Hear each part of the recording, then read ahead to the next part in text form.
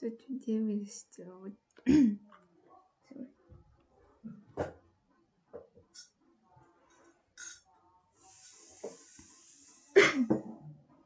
So today we'll talk about mass, weight, and density.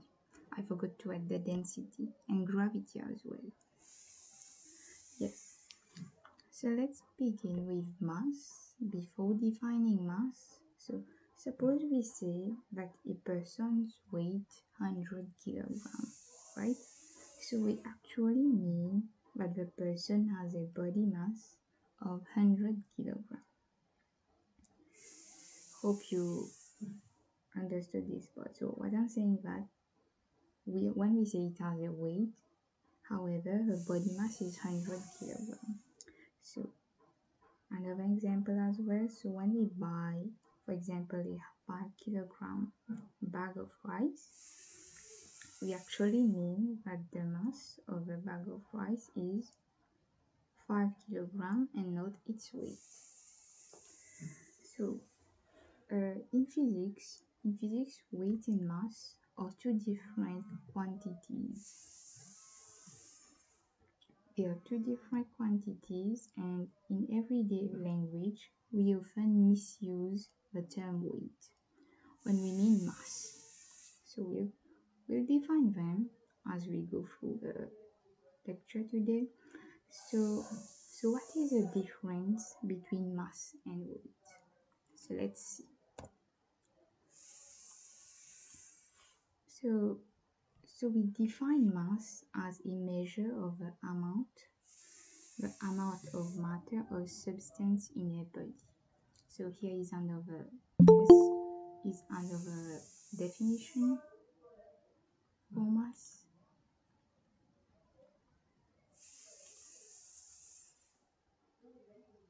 Yes. So yes, I was saying that mass. If you can't hear me properly, just leave me a message over here. I will try to do my best. Okay, so let's continue. We were defining mass. So we said that mass is a measure of the quantity of matter in an object at rest relative to the observer. So we will not go much in the detail of relative to the observer, but yes, the object is at rest and it is most likely the amount of matter or substance in a body. So it is a property of a body that cannot be changed by its location. Yes, it cannot be changed by its location, shape, and speed. So the amount of mass a body has, it depends on the number and the composition of atoms, molecules that make up the body. So as you know that everything is made up of matter, so and atoms as well.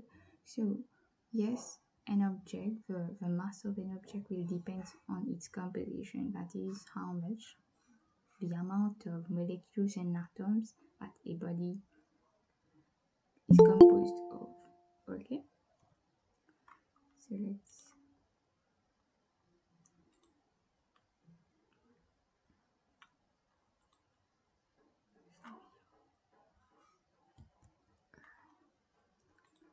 let's continue. So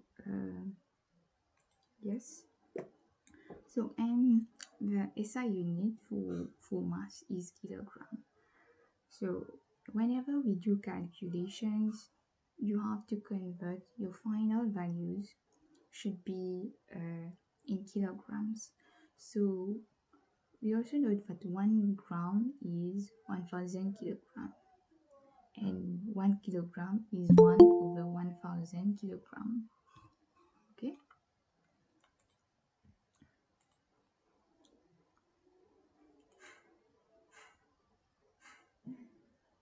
Yes. So let's continue. So I have to stop and admit errors. So that is why I'm stopping at times. So yes, let's continue. So suppose we have large masses. Example, trucks. Trucks are very they have very large roads or very large roads. So they are usually measured in tons. Yes. So because kilograms is too small, that is, for example, if you have to say the mass of a trunk, it will be very large. So hence we use tons. So 1 ton is said to be 1000 kilograms. I did not add this, but 1 gram is equal to 1000 kilograms. 1 ton is equal to 1000 kilograms. So 1 ton is equal to 1000 multiplied by 1000 gram. Yes, and 1 gram is 1 over 1000 kilogram, and 1 gram is equal to 1 over 1000 multiplied by 1000 tons. Yes. Okay, so let's continue. So we'll define weight as well. So weight is a gravitational force on an object that has a mass. So we'll define it more precisely because later on we'll define what is it. We'll learn more about gravitational force. So I don't know if you've ever wondered why objects fall to the ground after you throw them up in the sky. If you have ever wondered, so today we'll know why is that. So well, it is due to a force called weight, which pulls them back down to the earth. So weight, it is a force that acts on any object that you throw up the skies, and this force, that is weight, will cause the object to return back to earth, that is to fall back down to earth. So this force is the result of the gravitational pull exerted by the earth. And moreover, weight, as I said, it is a force and it has a direction. So if you were in the first lecture, so we said that weight is a vector quantity. And by the way, mass is a scalar because mass has only magnitude, it doesn't have direction. However, weight has a magnitude and direction, and its direction is downward towards earth. Always remember this. So weight downward. So the direction is downward towards the center. So if you have to draw the direction of the weight, always remember that it is downward towards the earth. So since weight is a force, its SI unit is Newton. So not kilogram, Newton, because we'll see later on, because it is a force, right? So force, the SI unit for force is Newton. And this force is called the gravitational force or gravity.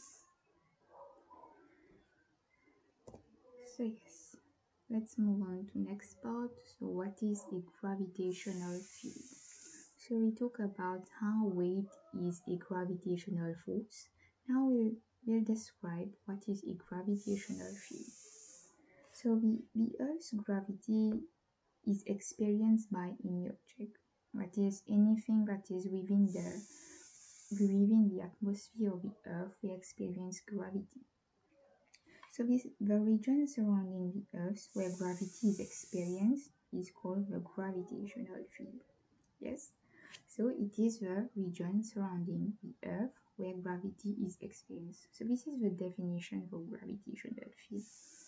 And so the force experienced, that is gravitational force or gravity, is the strongest on the surface of the Earth and gets weaker away. So that is when you're closer to Earth, to Earth's surface, the magnitude of gravitational force is larger. However, as you go further up the atmosphere, it gets weaker. That is why when you are nearer to the Earth, like for example, you have an object falling down the Earth, the speed increases because the gravitational force increases. So, and it is given the gravitational field. It is given by this equation here, as you can see. That is W, that is weight, is equal to mass, the mass of the object multiplied by gravitational field. So we can rearrange the equation by putting gravitational field as subject of formula. And gravitational field, the formula will be gravitational field is equal to weight over the mass of the object.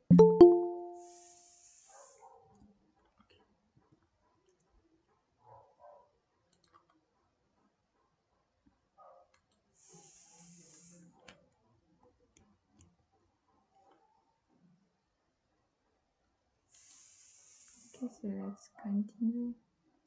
So,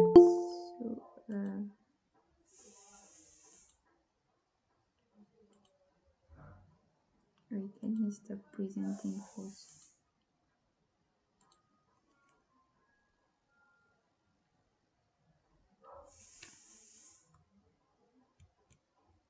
Okay, so let's continue. So for those who are late, so we were talking about mass, weight, and density. So we only reach, we reach gravitational field. So we define mass.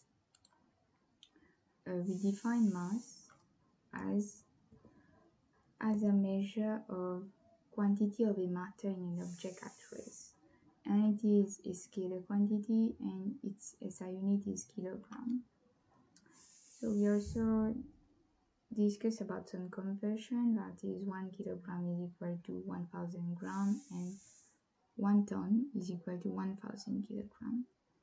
So we also define weight, that is weight is a gravitational force on an object that has a mass, and its direction is downward, that is towards the earth. It is also called the gravity, and its SI unit is Newton for a force.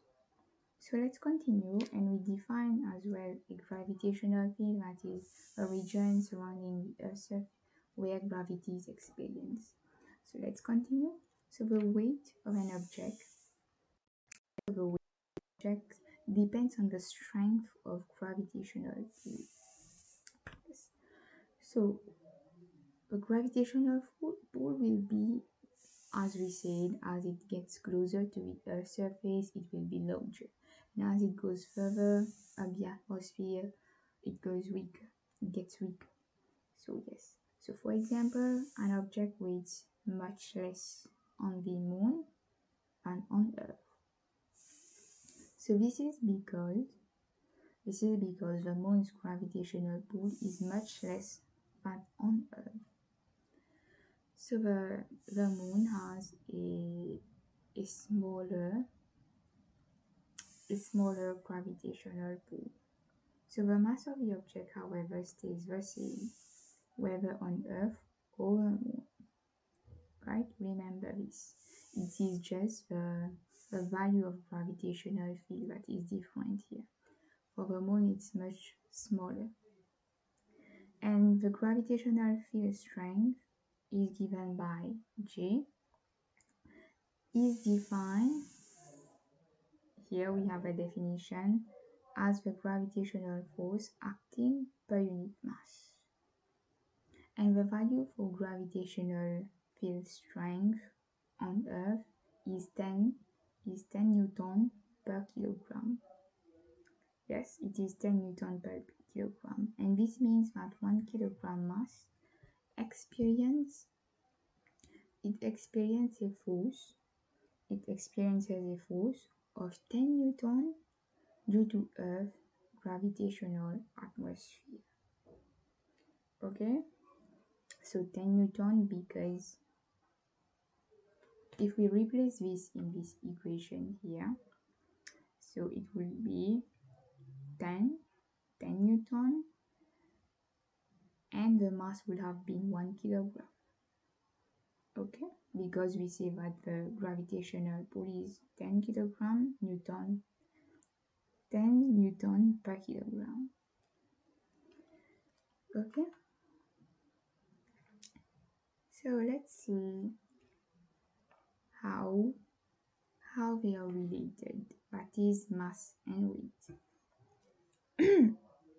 So the weight or amount of gravitational force acting on an object is dependent on its mass. So here we note that weight and gravitational force depends on the mass of the object, right? So the more mass an object has, the greater the gravitational force. So we have not done the chapter of dynamics yet, but maybe next time. I don't know if I will be the one who will introduce this to you, but in dynamics it says that force is equal to mass multiplied by acceleration A. So it is similar, that is the equation here. We are similar, it's just that here we are talking about the weight and the other one is the force. So since weight is a gravitational force, from the equation that is, as I was saying, force is equal to mass times acceleration, we can see that weight is directly proportional to the mass of a body. So remember last time in kinematics, if you were present, so we learned that all objects falling freely, that is, accelerate at a rate of 10 meters per second. Well, we didn't mention the exact value, but it accelerates at the rate of 10 meters per second. So this acceleration is the same as the Earth gravitational field. So what is it saying here is that if we had to substitute in the equation of dynamics, that is where force is equal to mass times acceleration, so we will have obtained the same value, right? So and here we get the equation, we obtain this equation, that is W, which represents the weight, that is equal to mass times the gravitational field. So in the first lecture we talk about different instruments that are used to measure physical quantities, right? So mass, for mass we can use electronic balance. We have different balance that we can use to measure the mass and we'll obtain the mass. We can use spring balance as well to obtain the mass. And there are other machines that are used to measure the weight of the mass. So now we'll see what are the differences between mass and weight. So let me see how much are we right now. Yes. Okay. So let's continue. So we need to know the differences between mass and weight because these are questions that are asked in exams. So one difference between mass and weight is that mass is a scalar quantity and weight is a vector quantity. How come? It is because mass, as we said in the beginning, mass is a scalar, that it has only magnitude, and weight has both magnitude and direction, and its direction is downward, remember.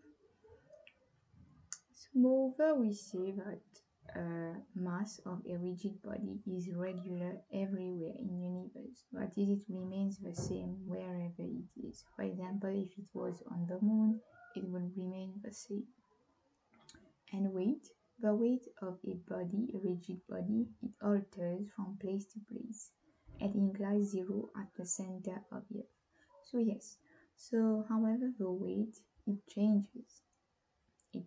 So as we said earlier, the example for moon, so the weight will be different. For the same mass, the weight will be different because of a different value of gravitational field, right?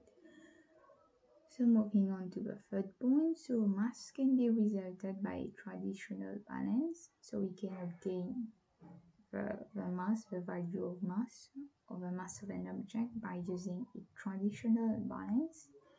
However, to obtain the weight, we can use a spring balance. So to obtain the weight of an object, we use a spring balance. So the unit of mass is kilogram or gram, but its SI unit is kilogram. And the unit of weight is Newton, that is N, capital letter N. And mass can never be zero. So as we said, everything is made up of matter or molecules. So it has a mass, it has a composition, so it cannot be zero. However, weight can be zero based on the gravity acting upon it. So remember, we have an equation, and if it may happen that the value of gravity may be small, so the weight will eventually be zero. May be zero. If the gravity is zero, the weight will be zero, right? Because mass cannot be zero, so if the gravity is zero, then weight will be zero. By substituting in the equation, the value is equal to mg. So yes, moving on to the next point. So mass does not change based on location. So yes, as we continue to take the example of the moon, so we will see that yes, the what was I saying? Mass, it doesn't change based on location, so it remains the same. The molecules do not get smaller or lose mass, it remains the same. However, weight changes based on location depending on gravity. So the weight, it depends on gravity, because mass, it is a constant, it doesn't change. And mass is measured using an ordinary weighting balance. However, weight is measured using spring. It was mentioned earlier. So these are the differences between mass and weight that we can note down. If you're noting down, yes, we can note them down or take a snapshot. So let's move on to inertia. Inertia. So what is inertia? So an object that has a mass will have a reluctance to change its state of rest or motion. So this is the definition for inertia. So let me explain physically what is inertia. So here, suppose you have a guy over here, and you're in the bus or the metro, whatever, and you're texting your girlfriend or boyfriend, I don't know, or if you don't have a boyfriend or a girlfriend, you're texting your mom, and you are not holding the yellow ball, and the driver happens to see a dog crossing the road, and he suddenly applies a brake. So you see, since the person here was not holding the yellow ball, so his phone will fall down first, and then he will follow behind. So this is what we call inertia. So at first, the bus was moving. Then suddenly it halts, it applies brakes, and the person moves forward, right, or it falls down. So this is what we call inertia. So inertia, it depends on its mass. It depends on the mass of an object. An object with more mass has greater inertia. So if it was a person or let's compare. Suppose you have someone of 50 kilogram has a body mass of 50 kilogram and another one of 100 kilogram. So it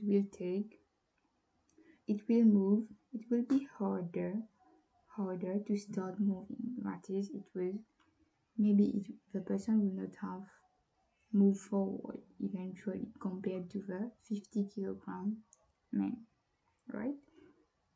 So in other words, the larger the mass of an object, the harder it is to start moving.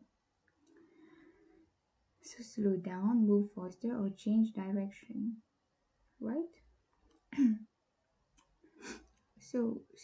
With this understanding, you will see that it is harder for an elephant to chase you in a zigzag manner because of its inertia.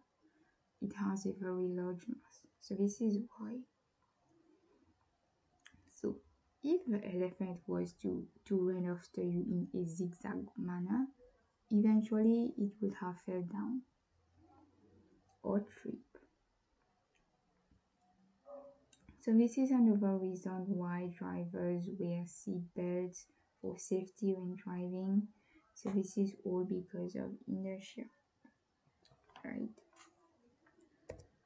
So let's move on to the density.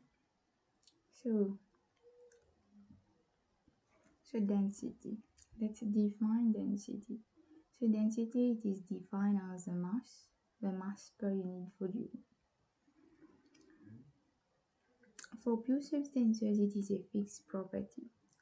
For example, the value for density for pure gold is 19,300 kg per meter cube. So yes, and it is represented by rho, and its SI unit is kilogram per unit per meter cube. And this is the formula. Here we have a formula for density, that is rho. So we call this symbol rho. It's like a P. If we had to write it, it would be a P. A P maybe would be curl, I don't know. Different people have different notations. So yes.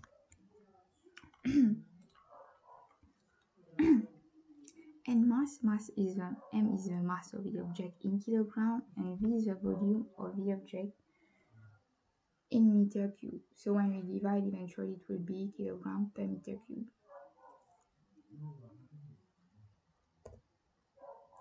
So let's continue by looking at different substances. So different substances will eventually have different densities, because it is, if you have noticed, so we can see that density is directly proportional to the mass. So that is, if the mass was to increase, so density will increase as well. So we don't really, so here we see that gas has lower density than solid and liquid, because the density is due to, because in gas the molecules, so since we say that mass is related to molecules, so for gas, the molecules within gases, they are far apart. That is, matter consists of molecules, so gas, the molecules are far apart. So we are barely together, we are not together, they are far apart, moving randomly away from each other.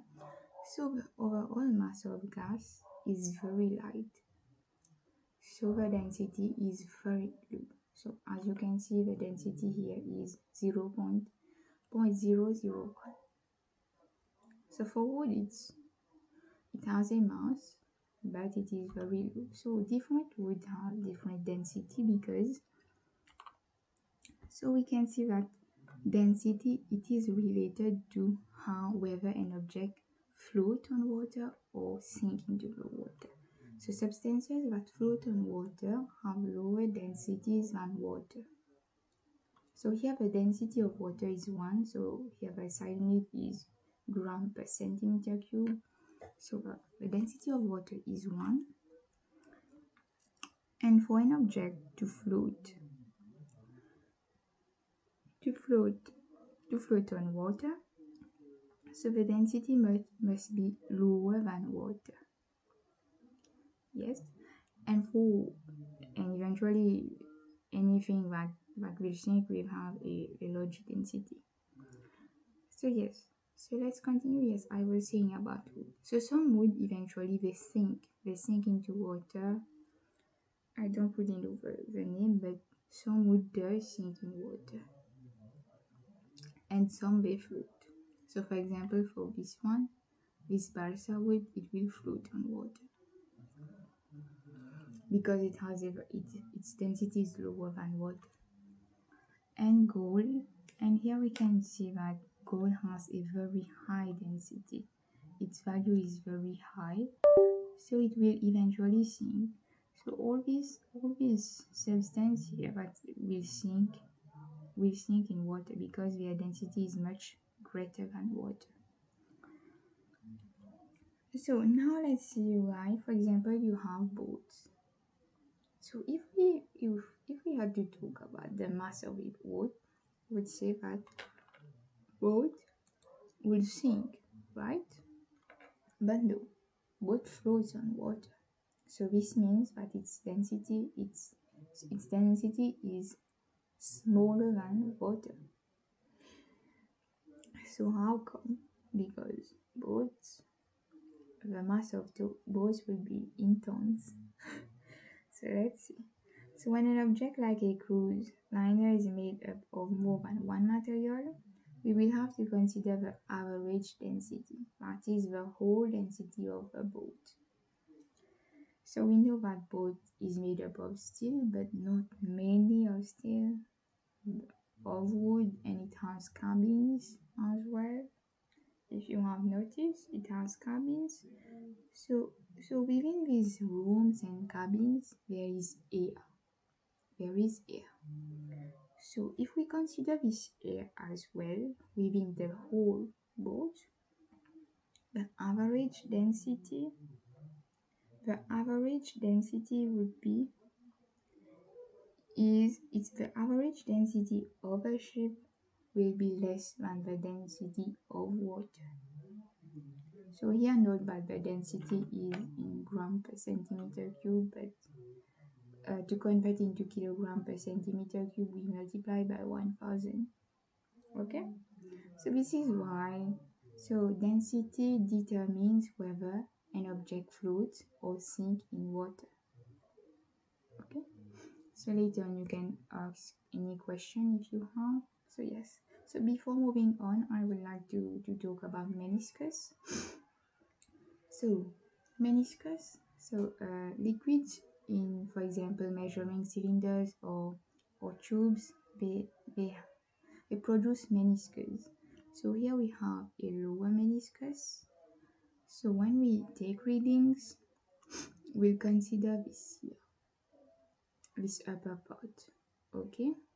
And here we have the upper meniscus. When we take reading over the volume of the liquid, you take this upper part, right? Do remember this when doing practicals or when taking values in post papers.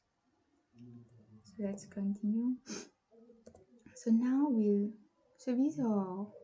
I will present to you different experiments that we can make to determine the density here of liquid, of a solid, or well, we have regular solids and irregular solids. So we'll begin with liquids.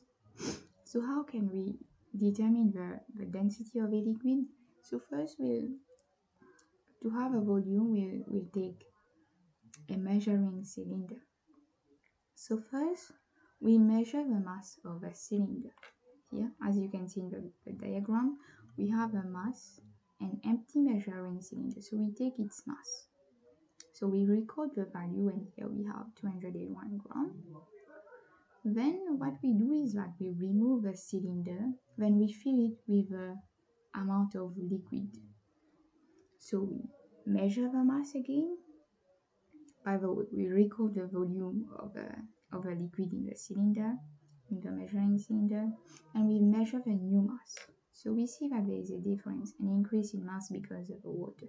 So we record this new mass here. Yes, step 3, M2, we record it as M2. And now we'll calculate the density.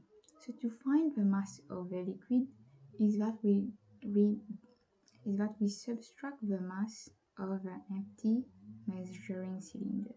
Then we'll have the exact value of the mass of the liquid. So it will be 230 minus 201. And the value would be 29 over here. So I forgot to put it here. So it's 29.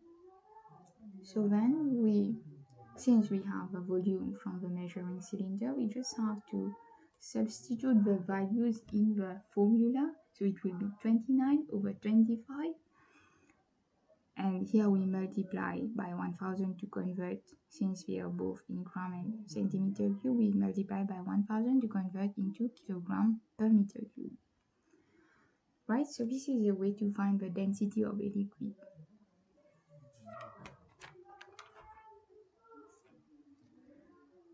Okay, so a precaution that we have to make while doing this experiment. So I'm describing this because if you know you have ATP, and this can be useful.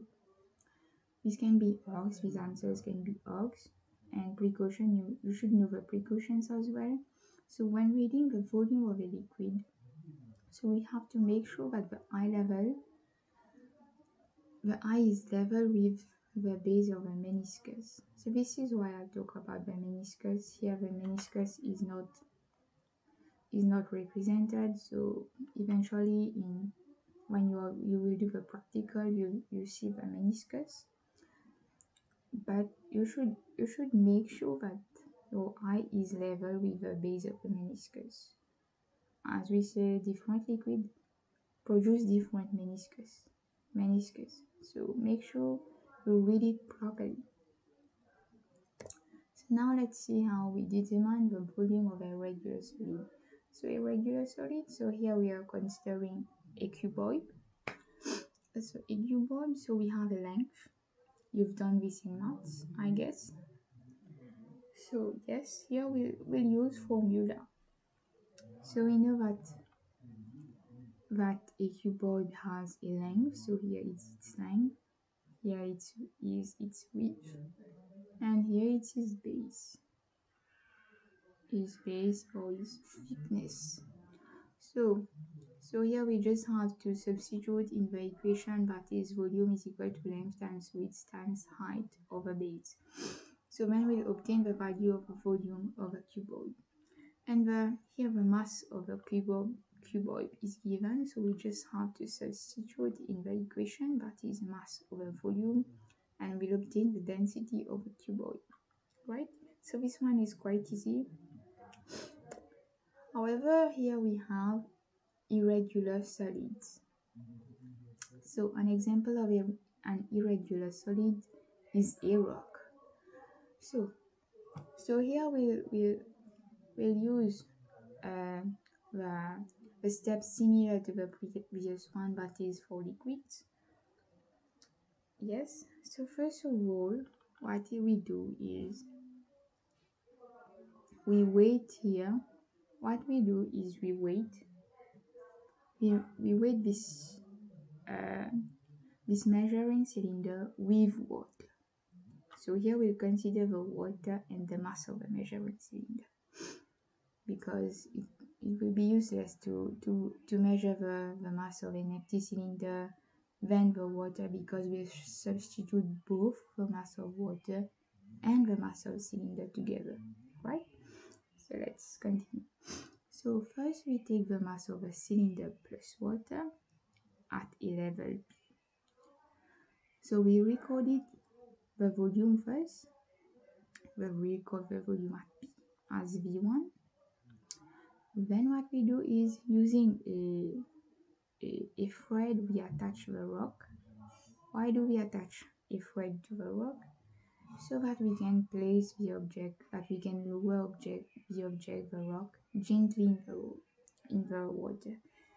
If we did not attach anything to the water, to the rock, we would have to let it go, and it would have, water would have split around, and the initial mass would have been different. Okay, so if the water would have spilled, the final value of volume will not be correct. There would be errors. So this is why, this is a precaution we use thread to gently immerse the rock in the measuring cylinder. So we'll obtain a new value for volume. So we record the volume at Q, V2. So next we calculate the volume. How do we calculate the volume? By subtracting P from Q. So we obtain V. And since we have already measured the mass first of this rock, so we only have to substitute the mass here over the volume. Okay, so therefore we obtain the density of the rock. So earlier I said to measure the mass of the cylinder plus the water. No, we don't have to do this, sorry about that. So we measure the mass of a rock. Okay, so now let's see some question, past papers question. If you have any question, do prepare the question, or you can write them. You can do write them in the message. Yes, in the message box. You can start by writing them now. So let's do a past paper. So here we have a question. So it says that shows figure 2.1 shows two engineers measuring the length of a wall made from concrete. So here we have a wall, we have our two engineers. So the wall is 2 meters high, 15 meters long, and 0.25 meters thick. So part A. The engineers measure the length of a wall in one single measurement. So state the name of the measuring instrument they use. So here we can't use meter rule because meter rule stop at 100 centimeters. So eventually we'll use a measuring tape to measure because it is 15 meters long. So part B. The engineer stated that the density of a concrete affects the pressure exerted by the wall on the ground, but that length of a wall does not affect the pressure. So define the density. So we say that density is the mass per unit volume. So this is the definition for density. And part 2, it says to calculate the density on the concrete.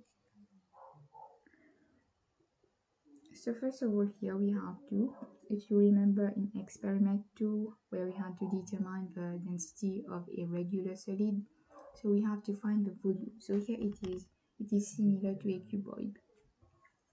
So we take the length 15 meters, we multiply by the width of the thickness 0.25 meter, and the height 2 meters.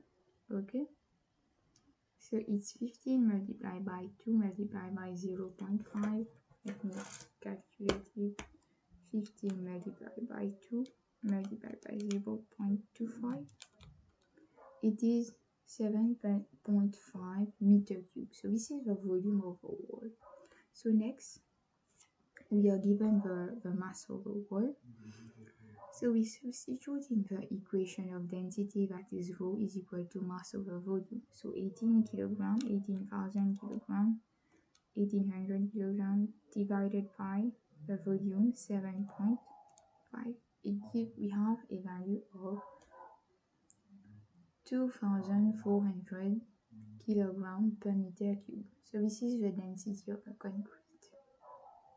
Okay, let's move to another question. So here we have a thin sheet of plastic A student tries to measure the thickness of a sheet with a ruler, but the sheet is too thin to measure it accurately. So here it says a student measures the mass of a sheet and obtains a value of 0.212 kilograms. So define what is meant by mass. You see, you should know the definition of mass, weight, gravitational field, and speed, density. So density is quite easy. Mass as well, real easy. Just have to remember. So mass is defined as the measure of the amount of matter or substance in a body.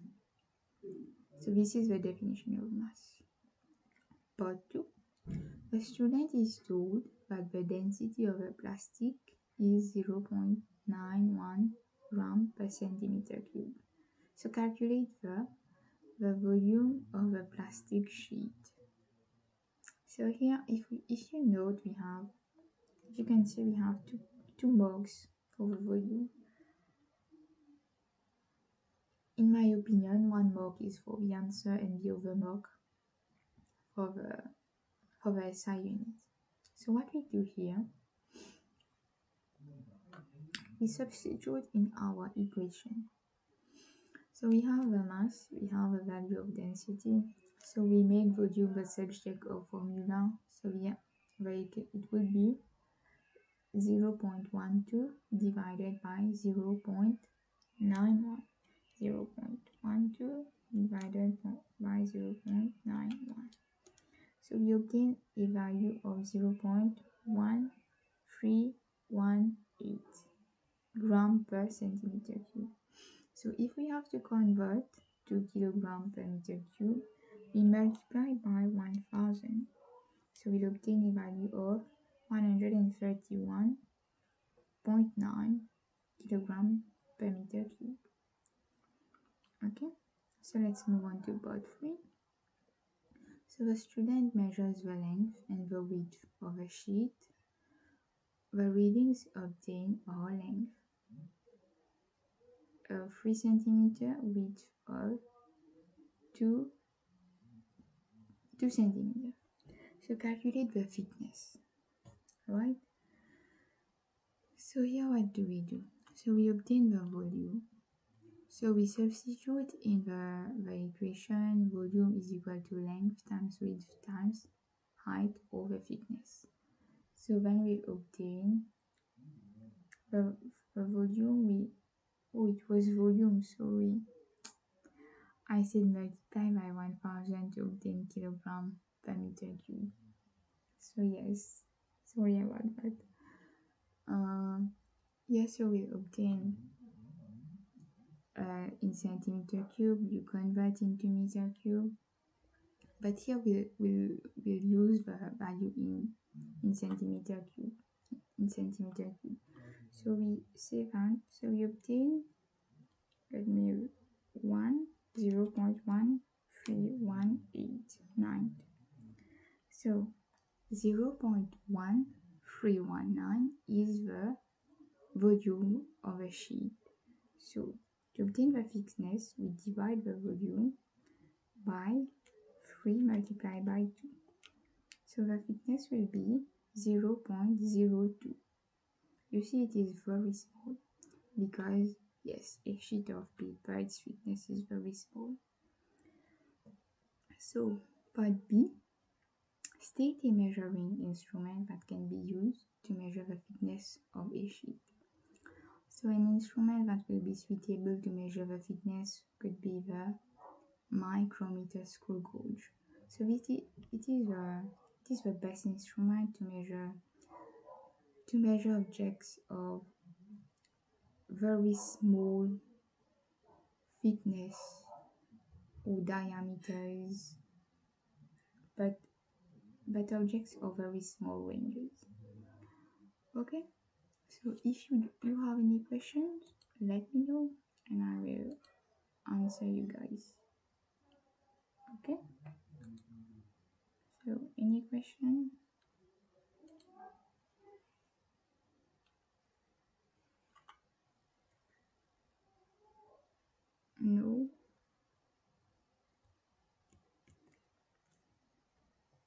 Okay, then we'll leave here for today.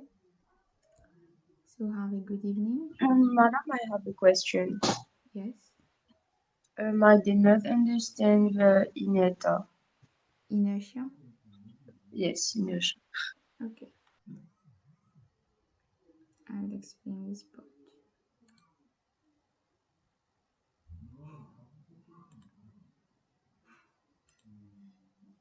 Let me present.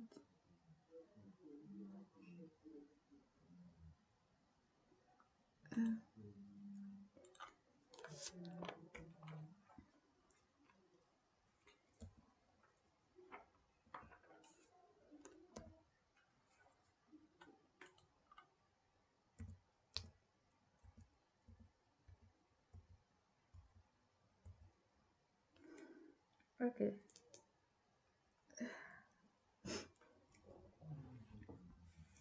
So first of all, inertia depends on the mass. So inertia, it refers to the reluctance, that is, of an object to change its state of rest or motion. That is, the resistance of an object to move, to change its rest position. So yes, it depends on the mass. So how to say that? So uh, if an object has a large inertia, so yes, it has. If we say that an object has a large inertia, it is because it has a larger mass. In other words, the larger the mass of an object, the harder it is to move. That is, here we have an example. So let's take this one. So we have an example of this boy. So it's on a trolley or something like that. So it is moving at a steady rate, the trolley, and the person is in a rest position. So it is in a rest position of a certain mass, and the object is moving, the person is moving as well with the trolley at a constant speed. So suddenly suppose suddenly the trolley stops or halts. So eventually, naturally, you will move forward. You will move forward. And this movement from your rest position from here to here is called inertia. So if you had a large, if this man over here, this person was larger, has a had suppose here it has 50 kilogram. The person is 50 kilogram mass, and we take another person of, let us say, 500, let us say 100 kilogram. So the person eventually will move along with the trolley, and if we had to stop the trolley, it will be difficult. The person would have moved. I can't really move my cursor. So the person would have moved a much smaller distance from this one over here. That is, its movement from rest position to this movement here will be smaller. Okay? So suppose this person move the 50 kilogram one move to a forward distance of, let us say, 5 centimeter from its rest position. So the one with 100 kilogram would have moved much less, suppose 10 centimeter. So this is caused by inertia. I don't know if you have understood. Do let me know. Yes, is that clearer? Any other question from you guys?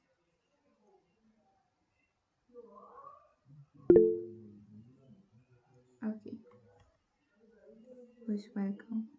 So if you don't have any question, we'll stop here. Let me check the chat. No. Then we stop here. So thank you for your attention, and I wish you a good evening.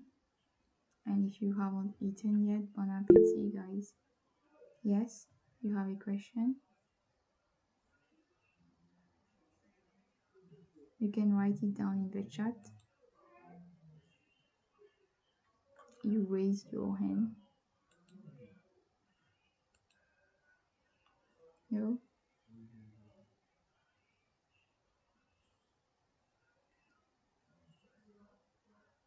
Okay, thank you guys.